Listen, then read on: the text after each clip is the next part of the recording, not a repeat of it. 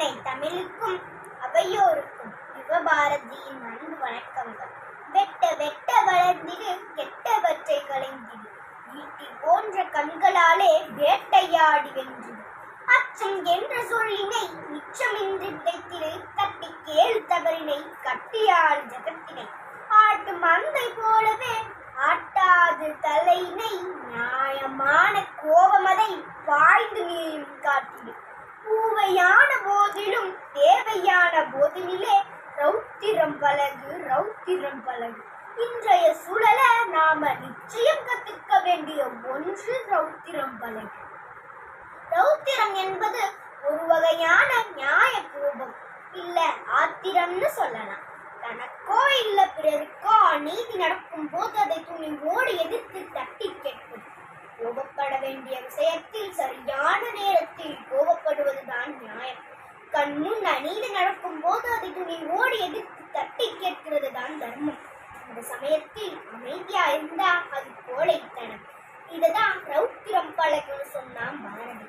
எல்லாரும் கோபம்னு சொன்னத பாரதி மட்டும்தான் ரௌத்திரம் பழகுன்னு புதுமையை உறக்கச் சொன்னான்.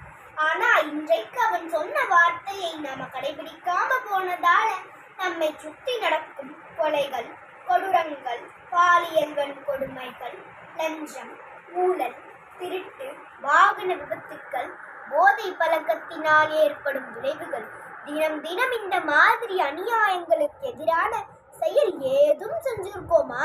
இல்லவே இல்லை. ஏன்னா நாம தான் கோழைகள் ஆயிட்டோமே.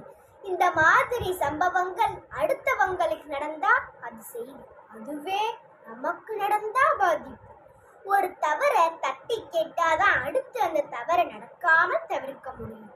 மனித சமூகத்திற்கு பயம், எல்லாவற்றிற்கும் பயம்.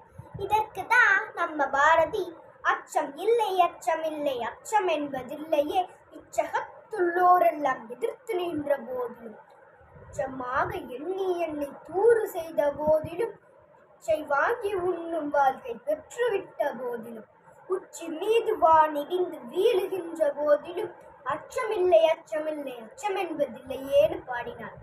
வெறும் ஆத்திரத்தின் வெளிப்பாடல்ல ரௌத்திரம்.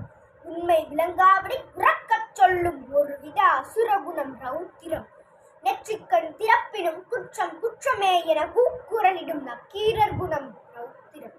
குடு குடு குடு குடு குடு குடு குடு குடு, நல்ல காலம் வருகுது, நல்ல காலம் வருகுது, சாதிகள் சேருது, சண்டைகள் தொலையுது, தரித்திரம் போகுது, செல்வம் வளருது, படிப்பு பலருது, பாவம் தொலையுது, படிச்சவன் சூதும்